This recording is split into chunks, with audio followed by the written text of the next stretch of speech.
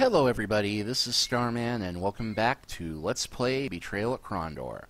Last time we bid farewell to the sewers of Krondor, helped a girl thief retrieve an idol that will hopefully be used to kill the Crawler, the magic-using thief who has been a thorn in several subplots thus far. And we are currently on our way to the town of Egli, with a key belonging to Nivek the tax collector, that we can hopefully use to get into his office and discover, well, something. And looks like nightfall is coming, but I've still got my ring up. And we're walking into an ambush.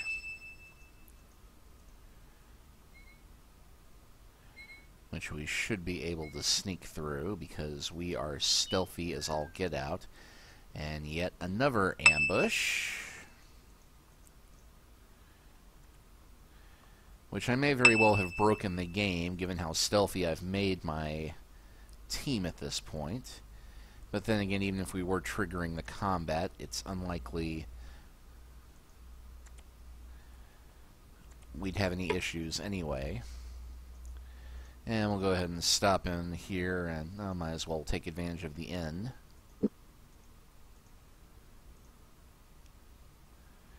And I don't think I've ever read this particular description in the inn, because we haven't really been camping in the inns too much. Yes, the man said, glaring on, what is it? One of your patrons last night must have had some kind of sickness. I've been emptying my guts in your bedpans all morning. The night master looked unsympathetic. I shall have to see if they are cleared out. Glancing down at his guest book, he ran his finger down the names. I still seem to have some space available this evening. Shall you be staying again? Yeah, why not? Owen smiled. Still feeling lightheaded from his well-earned sleep, he waited patiently as the night master stirred from his office behind the counter. You seem to be in a good mood, the man said, picking up the guest registry. Owen replied only by nodding non-committally, knowing the innkeeper might increase his rates if he seemed too pleased with the service. Seeing as how you slept so well, how about another night? And just to show you how generous, I'm going to keep the same rate, 5 sovereigns. Well, since that'll heal us up to full health, why not? Alright, so with that done... Okay, no ambush this time, but... Now, hopefully our Evil Seek spell will work just fine on these guys.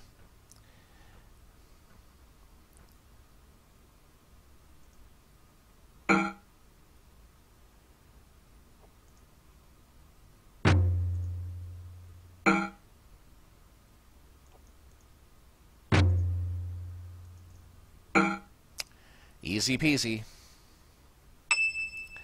I hope nobody minds that the combats in this chapter are probably not going to be much of a challenge early on, given how utterly hoss I have made Owen and Gorath at this point. Before we're done, we're going to do something to make them even more powerful than this. Anyway. Our path seems futile. We need to find the Book of Macross. Perhaps a scribe might be our best source of information. What do you know of scribes in southern Midkemia? The vaults of Sarth are, of course, replete with scribes. Brother Mark could help us there. Also, I've heard that Abbot Grave at Malik's Cross is well known for such knowledge. In case you hadn't been paying attention to the story thus far, or had come this way without the intent of heading to Egli just to see what might be done with Nivek's key...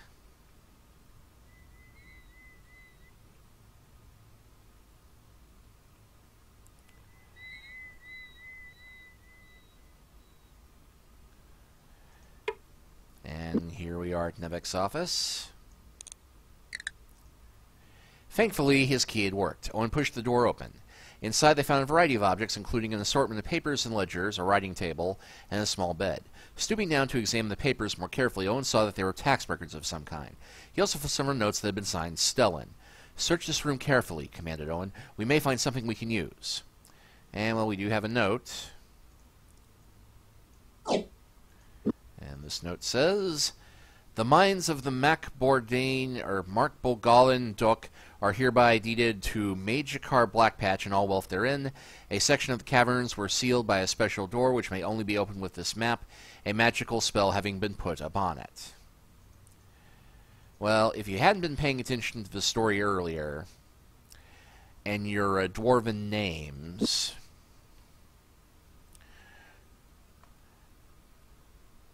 You might recall that the dwarves at the Mac Mordain Kadal, the one near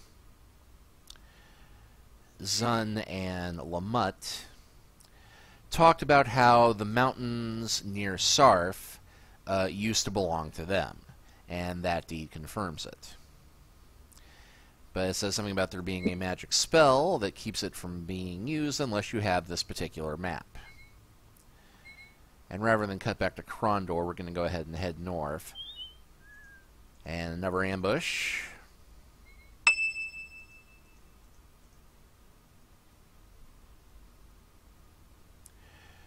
And cut across to Quester's View, and looks like we got a gang of rogues here. They were being watched. Okay, now we are not going to be able to just evil seek these guys.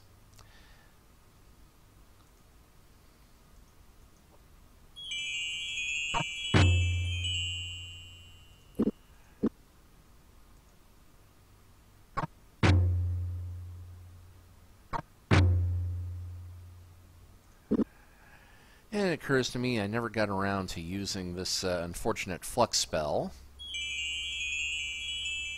Though you might recall this one being used on Patras in the last chapter. And it does appear Owen has been poisoned.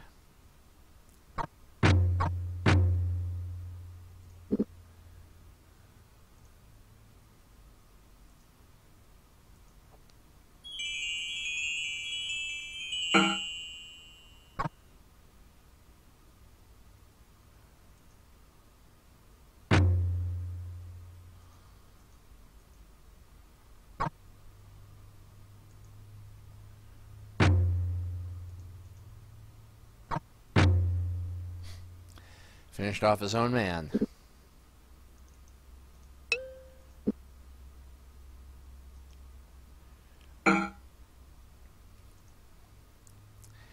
Yeah, can we just take a moment to appreciate that I just fought 5 rogues, while poisoned, having failed to get the jump on them, and still won with only a modicum of discomfort. Again, not to put too fine a point on it, but good lord, I've made these guys badass.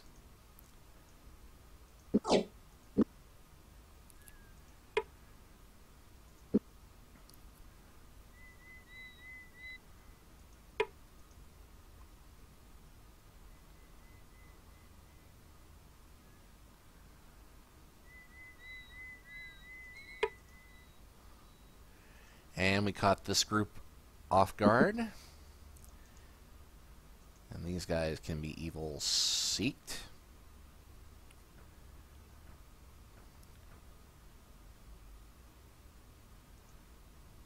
Oh, that one's trying to make a break for it already. We can't have that.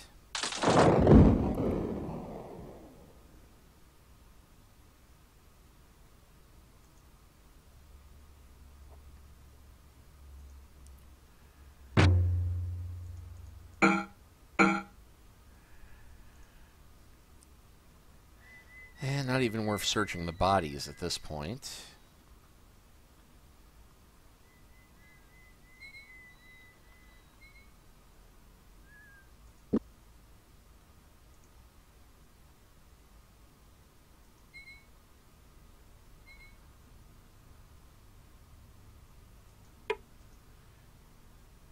And here we are at Quester's View.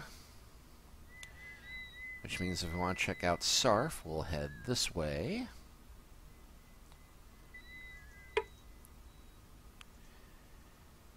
And again, total surprise.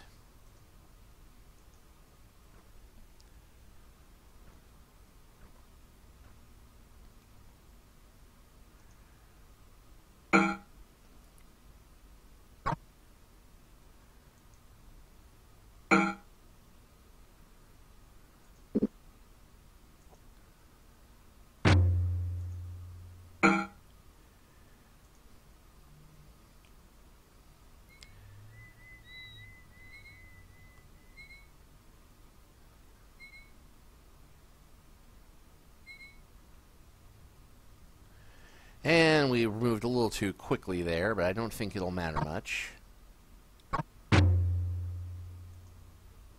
And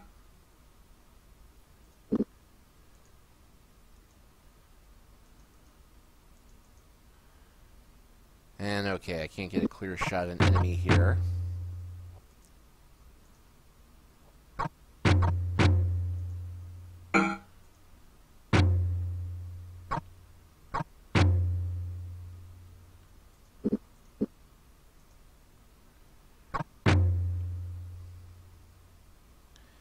And let's see how they like having poison shafts thrown at them.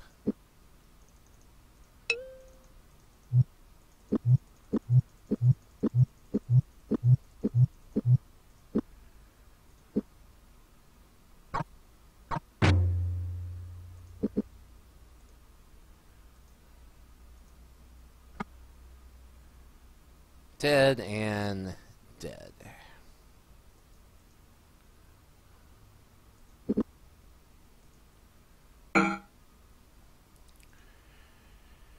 Right, so important lesson, don't rush, and always rest up as much as you can.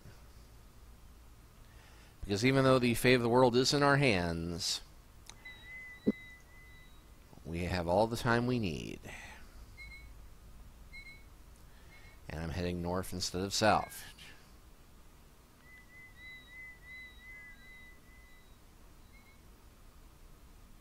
Brother Mark hove into view. Hove? Hovered into view. Still wielding a hoe in his hammy fist, he gestured Owen with it. I would advise you to stay well clear of Sarth. Our brother Dominic has fallen ill with Queegian fever. Why didn't anyone treat the fever before it became serious? None of us knew he was infected with it until this morning. When he woke this morning, he reported to the Brotherhood's herbalist that he was experiencing dizziness. Well, it's one of the early signs of the quever, but I wouldn't be overly concerned. Queegian fever is rarely fatal to adults. It's not the fever's primary effects that concern me. As Keeper of the Gates, Brother Dominic is the greatest wielder of the magical arts among us. Should he begin to hallucinate, he might lose his capacity to discern between real and imagined threats. He might view other members of the Brotherhood as enemies, or perhaps see a threat in the outside world. We know from Pug of Starduck that things of this nature can occur when magicians fall ill. No one can break his fever? I'm sure the herbalist will do what he can, but our best hope resides in Brother Dominic's iron will. Until such time as his fever breaks, the Abbey of Ishap at Sarth will be a fearfully dangerous place, and I would advise against going any closer. Was there something you needed from the Abbey? Well, we can ask about the mine and Macross. Let's ask about Macross first. Do you know anything about a Book of Macross? Of Macross, no. About Macross, I know we have a few of them in the vaults, mostly concerning the legends about Villa Beta while he was living on Sorcerer's Isle. You might also have a few things by him in there, but I couldn't be certain without checking. And the mine. So, yeah, we do not have a Book of Macross here. My grandfather used to tell me stories about the chambers beneath Sarth. He said they were once part of a rich dwarven mine. He called it the Macbugalan Borgu... The Macborlgolin Duk, I believe it was called. Yes, at one time it was quite an impressive emerald mine. He suggested that there might be tunnels that connect with those directly beneath the Abbey.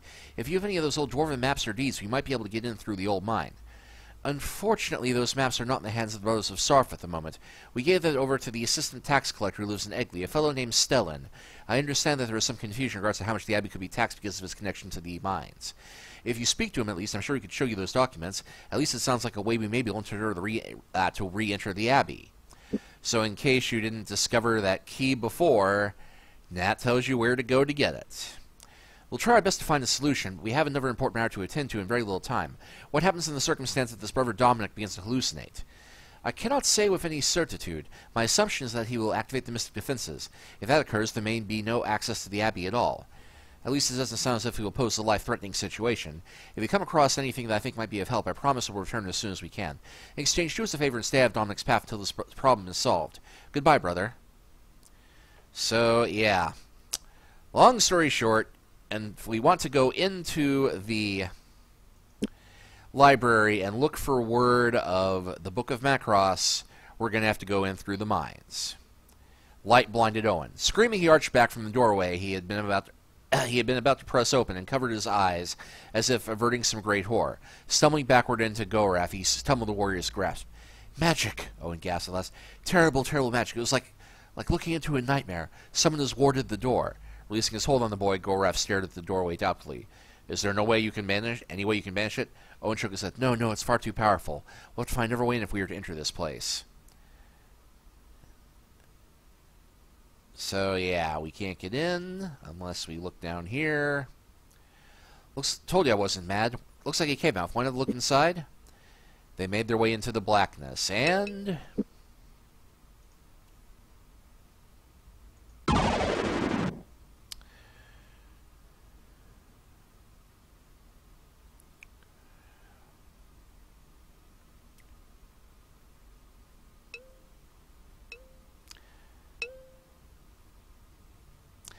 Yeah, you don't have to go through all this craziness in the... Well, in the book, Owen and Goraf do not go through all this craziness.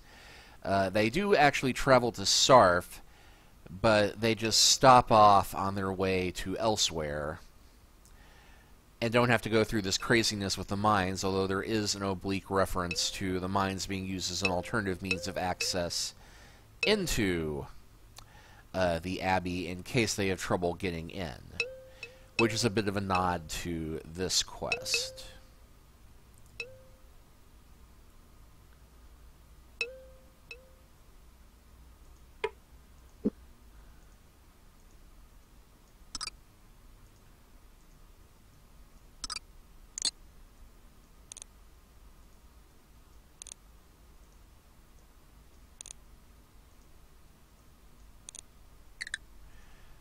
And oddly enough, a virtue key opened that one, but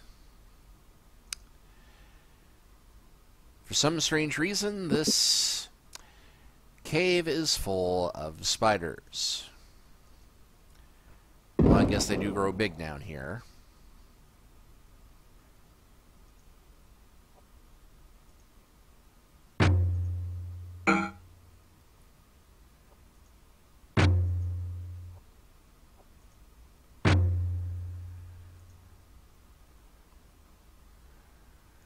And of course, the spiders have no loot, and heaven only knows how that rogue got down here. And it appears we have a puzzle lock. Two brothers wanted to race a course to see who had the slowest horse. Since neither one wanted to spur his mare, what must they do to make it fair? Well, this is one of those puzzles where, and I oddly enough remember this one, because the trick with this is figuring out the answer and then figuring out how to word it. In this case, what must they do to make it fair? They trade mares.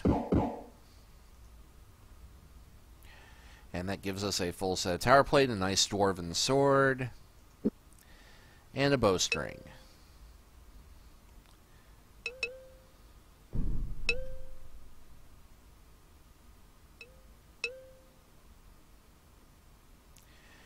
And behold, a staircase going up. Owen disappeared up the stairs. He returned a minute later, a look of grim determination evident on his face. These stairs must lead to the Mac Bourdain Gadal Emerald Mine. The stairs are very complicated, but with the instructions we found in Stellan's house, we should be able to make it through. Shall we try to find the library vaults? Yes! Goraf nodded. Together, they climbed the moss-covered stone stairway that would lead to the mines. Bits of rock and splintered wood covered the dirt floor, making it difficult for them to walk. But they picked their way through the rubble, and after nearly an hour came to a wrought iron ladder, piercing a dark hole in the ceiling. The rungs were rusty, and metal splinters ripped at their hands and snagged their clothes, as though trying to deny them egress through the mines. As they climbed upward, the ladder ended up in a small wooden hallway, thick with dust and decorated with silky strands of spiderweb. A door at the end of the hall opened, after some effort, into a huge room stuffed with books. They had been heard. Assembled in the book-lined passage were 6 priests, all keenly interested in the arrival of the 2 strangers. From amidst them, a broad-shouldered priest stepped forward. "Your presence may explain a great deal," the priest said, stabbing a finger in the direction. "We have been unable to leave the vault since this morning, and we found the doors bolted from the other side, and since I find it unlikely that our brother priests of Ishap have chosen to starve us to death—" "It's not like that at all," Owen replied, waving his hands. "We ran into your brother Mark when we coming up the road. He said that one of your brethren has fallen ill with a Queekian fever, and somehow his condition is linked to the passages being blocked." "The mystic defenses?" said one of the other priests offered. "It is possible his delusions may have triggered them." Quickly a debate ensued between the robed priests, finishing at last with several brethren scurrying off to shelves assigned for examination. With a stern look, the angered priest also pointed to a shelf and directed that Owen and Goraf look for anything that mentioned the mystic defense of Sarth or outbreaks of Queekian fever. Hours passed. His eyes aching from reading the nearly illegible handwriting of ancient scribes, Owen leaned his head back against the ancient shelving. I have no idea what we're looking for, Gorath. I've run across a half-dozen references to this abbey, but then I discovered it's something to do with experiments with peas or an account of a new system of organizing these books. A sound drew their attention. At the end of the book-strewn passageway in which they sat, a priest eyed this organization with distress. Why are you still down here? Still looking for the answer, Owen said. Vaguely he gestured at the half-dozen open books around him. Haven't found it. Oh. Biting his lip, the priest seemed pensive about continuing. Well, I'm afraid we solved that problem about an hour ago. Brother Dominic is doing a bit better now. We were wondering where you two had gotten to. Angered, Owen slammed shut the cover of the book which he held in his lap, a translation of Dorcas's treatise on the animation of objects. Likewise, next to him, Gorath stuffed away a wormy-looking book on history. Keep it, the priest insisted before Owen could put away the magical treatise. Dorcas is popular here. We have several of her copies cross-indexed in the library. I was also instructed that once I found you, I was to reward you with these. Opening a pouch, the priest presented them with 3 nearly perfect emeralds. They are yours in appreciation for all you've done here. It is a small gesture, but I hope a useful one. Please feel free to continue to scan our library if it please you. Well, Owen pulled down a book. Of text of interest? Gorath said, looking over his shoulder. Owen tapped the words on the spine. It's a journal written by Pug titled Regarding Theories of Transspatial Gateways Proposed by Macross. Do you believe this the book we seek? Responding only with a shrug, Owen began to leaf through its pages, discovering immediately that the majority of it was a technical document, filled with diagrams and columns of numbers with notations off to the side in a curious shorthand. Whatever the book contained was far more advanced than any of the things he had read on magic thus far. He might as well be writing in Keshian, Owen said, shaking his head. When searching for an index, he discovered a small amendium which related a few of the conversations with Macross. This is interesting. Something to help us find Pug? Gorath questioned. No, but something that might lead us to someone who knows something about this book of Macross, Owen replied with excitement. It says here that someone named Thomas Meagerson of Elvanar once traveled with he and Macross. Perhaps this Thomas fellow would know about Macross or his book. Smiling grimly, Gorath's eye held a dark humor. You intend that we should enter Elvanar? They would not be well pleased to see the likes of me. Why is that? Owen asked, putting the book back on the shelf. The kin of Queen Aglarana and those of my blood are enemies of old. None enter Elvanar itself save those sworn to her or considered the most intimate of friends, he said. It will not be an easy journey. Chuckling, Owen patted Gorath on the back. After the past few months, I can't imagine this trip will be all that difficult. Besides, we'll be close enough to where we met near Lamut. I believe there may be a way through to Elvandar near there. Yes, that is a rather big hint that by this point, the pathway to Elvandar through the Macmordain Cadal will be cleared. Although it is kind of funny because you'd think that sending somebody to go talk to Thomas of Elvandar, a.k.a. Pug's best friend, a.k.a. the other greatest hero in the world, might have been a smart thing to do if Pug left behind a message indicating that somebody should follow after him. After an expansive description of Kahuli, the god of revenge, and how he is often misperceived by most of the common folk of the kingdom, the book made brief mention of a series of penances required of the faithful, including an odd practice known as mortification, in which they starve themselves to make themselves worthy to the temple. It also listed the fact that many of the most frequent petitioners into the temple were assassins, which we already knew. Thankfully, the contents of the book on Sung, God of Purity and Healing, were relatively light and easy to read, though it told him little he didn't already know about the temple's Sung and its tenets. Before closing it, he did take special heed of the fact that it implied that the temple's Sung offered more extensive healing powers than those offered by any other temple. One of literally hundreds of books on the subject of Ishap, the god above all, the book was difficult to understand and written in a barely legible hand. Setting it aside, he looked at the other books on the shelves. Just a few pages into the text, Owen realized it was yet another book of dogma, though its author put a few new spins on religious theory he had been unaware of. After flipping through a chapter, he replaced the tome where he found it. Perhaps there's a more informative book on this shelf. And yeah, we can look around, and Gorath stayed Owen's head. Enough of reading. He said, we have a trip to Elvandar to make about now. Let's be about it. And we will find some things if we click elsewhere. Beginning as a basic soldier's text, it seemed there would be little of value to be found in the book, but moments before he closed it, he stumbled across a treasure house of information in the last chapter. This last chapter is reserved for those most well-prepared of soldiers who are also familiar with the enemies they are to face on the battlefield. With an adequate amount of information before a battle, it is entirely impossible for an enemy to be defeated, even when the enemy has the advantage of surprise, providing you learn its natural weaknesses are. By exploiting this feature, it is possible to take down enemies who might otherwise have seemed unkillable. Based on reports gathered from soldiers from different battle situations, it would seem that the following things tend to be true. Trolls in general seem to take more harm when they are attacked with any form of magic, but they likewise are quite resistant to physical harm. When fighting magicians of any stripe, it seems that they are generally poor when it comes to hand-to-hand combat, though there are exceptions to this rule. Though werens have never, to my knowledge, been exploited for use in battle, farmers trolled by the red variety have spoken of good results when attacking with blades prepared with an Alphane's Icer. I suggest in the future you attempt to take note of any similar weaknesses and resistances so you may use resources to the fullest of their advantage. Garv scoffed as he began to read, realizing that the author had little to no idea about the actuality of fighting hand-to-hand. Disgusted with it, he shoved the work summarily back into the slot from which he'd pulled it. Examining the shelf full of volumes, he muttered to himself, "There must be another book that will be more helpful than that one." Owen scowled. The books arrayed before him all concerned theories of finance, a subject which his father long ago exhaustively bored him with. While he thought he would never again be interested in the subject, he found himself reaching for one of the volumes. Immediately upon opening it, he discovered it was a simple ledger containing only row upon row of numbers which didn't seem to add up properly in his head when he ran his figure across the columns. Closing up a snap of his wrist, he replaced it on the shelf.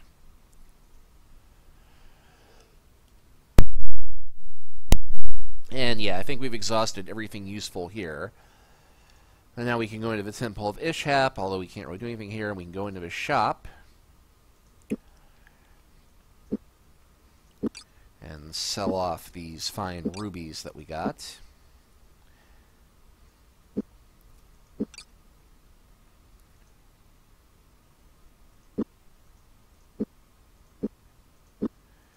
And of course we won't need any of the books that are here. And as much as we'd like to take something with us, well, we did clear our inventory, so we actually can take the book with us. And this one is Dorcas's Treatise. Owen flipped through the crisp, well-lettered pages with growing interest, seeing a passage which he thought might be of later interest. When reading, he dog-eared the edge of a page, but was astonished when the page unbent itself, the crease vanishing before a trace, or vanishing without a trace before his very eyes. Well, that is clearly a magic book, so we'll want to get our casting as our main focus. Read it. Though it seemed clear to Owen that Dorcas knew intimately the material about which he was writing, he unfortunately assumed the readers also understood many principles that were obscure or unheard of by most magicians. In the author's favor, he did make useful points on the subject of interrelation, a principle which allowed magicians to strike a target object with a spell, and suggested that people first concentrate the craft using a concoction called Luton's Concentrate to improve the accuracy with which they directed their spells. And that did nothing to improve my spellcasting ability, because I've already got it maxed out. Still, the effort was there. Well, we now know that we're supposed to go to Elvandar, but we're not going to do that just yet, because, as I said, there's more than one way to figure out where we're supposed to go, unless you're a fan of the books and you just said, "Oh, I'm going to go and ask Thomas what to do about Pug." And we will go and explore the other way of finding out you need to go to Elvandar next time. We will see you then.